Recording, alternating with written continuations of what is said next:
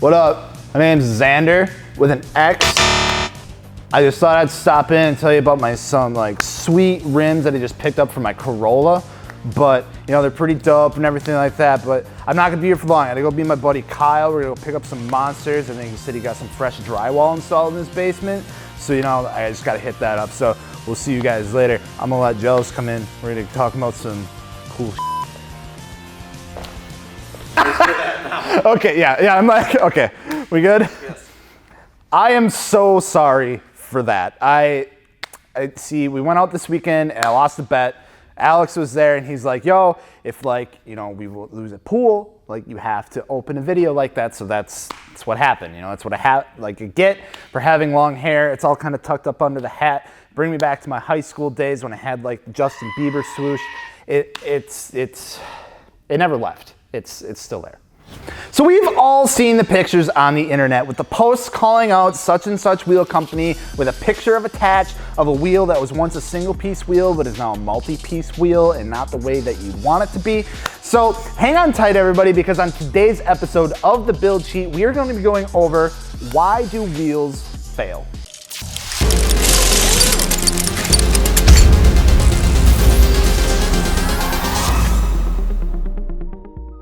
Now, before we get into this, I want to make this like extremely clear. This video by no means is a dig on any wheel companies out there or is meant to shed any bad light on wheel brands out there of any means. So if there's B-roll of your favorite wheel breaking in the next 5 to 7 minutes, please don't get upset. It happens, and I'm here to explain exactly why that happens. So I'm Jealous from Fitment Industries. Don't forget to subscribe. Wheels, tires, suspension, fitmentindustries.com. Don't forget to hit that bell notification button so you know when we upload next. And let's just jump right into the first reason of why some aftermarket wheels fail.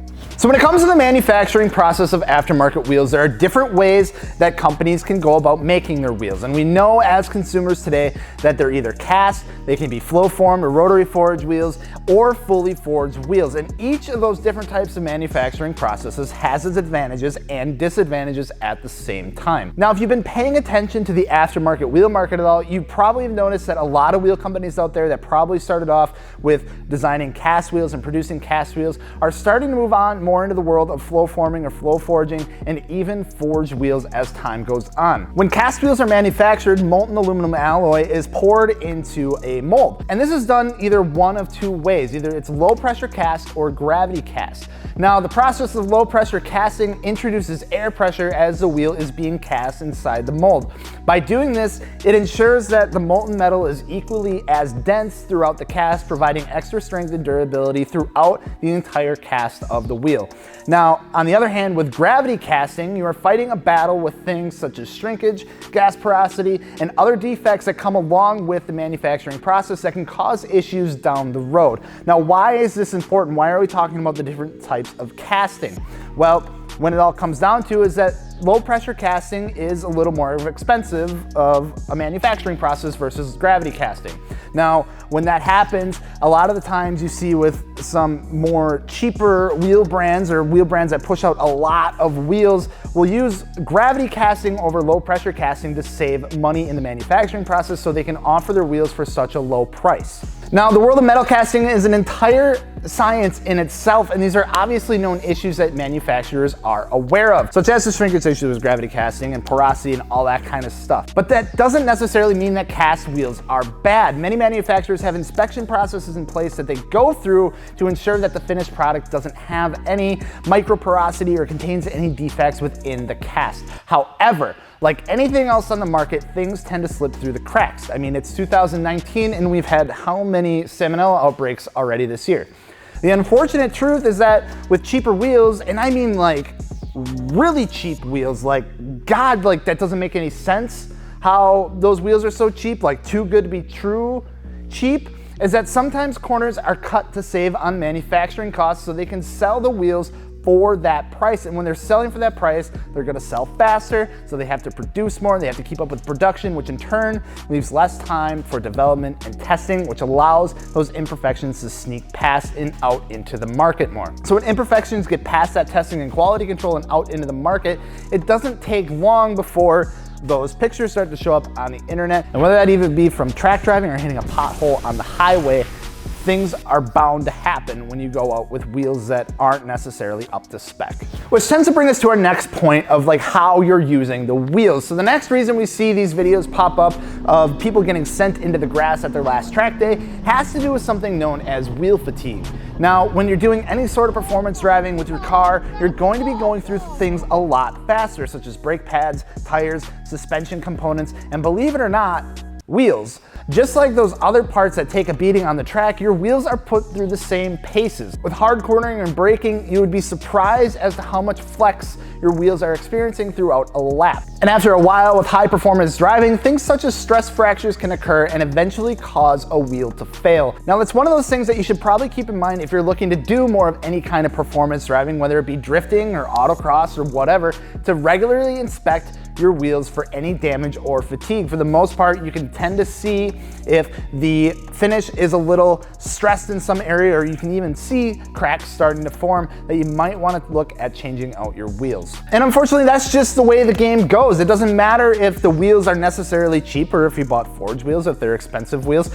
It happens. You're beating on your wheels, you're beating on the car, you're taking it to extremes on the track. Things like that are going to happen, and it's just something that you're gonna wanna have to keep an eye on. And with all that performance driving, or if you're just sending it on the street, brings us to our next point, which can be unnoticed damage that's already done to your wheels. Now, whether you just bought the wheels secondhand, or maybe didn't think to look twice after hitting that massive pothole, unnoticed damage to wheels such as fatigue, like we just talked about, cracks, or maybe even just a hunk of wheel straight missing will definitely reduce the integrity of your wheel. Now, if you're looking at buying wheels secondhand or used, make sure to look them over really good. Don't be afraid to ask the person selling them what they use them for, or if they've noticed anything already. Check for cracks, look closer at any chips or maybe on the outside of the wheel, look at the lips both inside and outside, and don't be afraid to give them a once over every now and again after you install them on your car, whether it be doing a tire rotation, or if you're just doing something with the brakes, just look at them any chance you can. Anytime they come off the car, just give them a quick once over.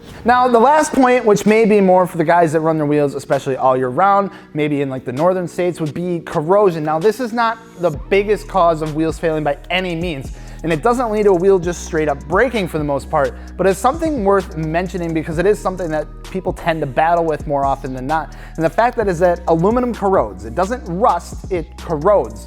Now, usually when you see a lot of older OEM wheels, people don't usually give a shit about them, so they just let them go. Not only does it look terrible, but it can also lead to other issues as well, mainly the issue of what we know as bead corrosion.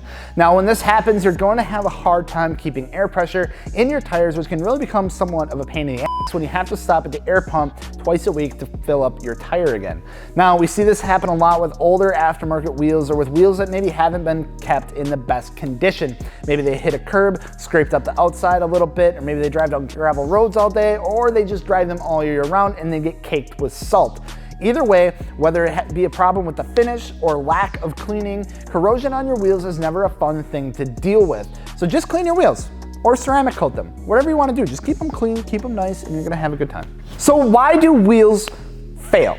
A lot of these can be good causes as to why you have problems with your aftermarket wheels, whether it be something as simple as bead corrosion, or whether it be them just straight up breaking in half.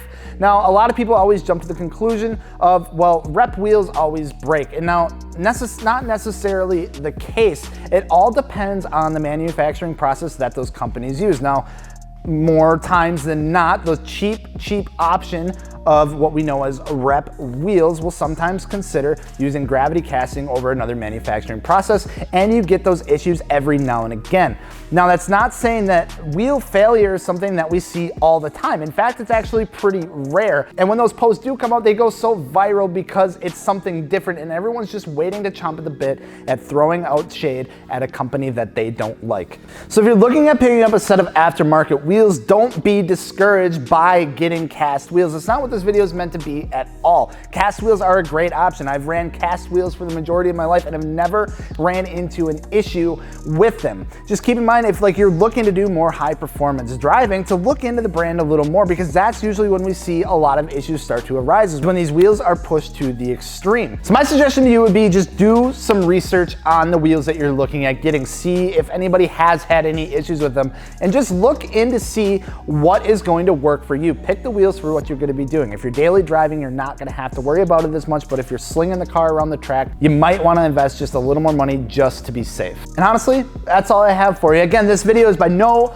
means supposed to call out any brands in particular or showcase any bad things about any wheels. It's just giving the reasons of why things happen, about why aftermarket wheels just sometimes straight up break and what causes them to break, so you guys can keep an eye out on when you're looking at picking up your next set of wheels. With that being said, I'm Jealous from Fitment Industries. Don't forget to subscribe. Wheels, tires, suspension, fitmentindustries.com, all that good stuff. Don't forget, we started a second channel, Fitment Industries Garage, where we're gonna be posting all sorts of more in-depth technical kind of videos, going one-on-one with some wheels, doing some spotlights, doing some matchups, doing some garage installs, all that fun stuff. Kind of just a place to have fun where we can just showcase all the stuff that we can't necessarily put on this channel. That's gonna wrap it up for today. I'm Jealous from Fitment Industries. Don't forget to subscribe. We'll see you later. Peace.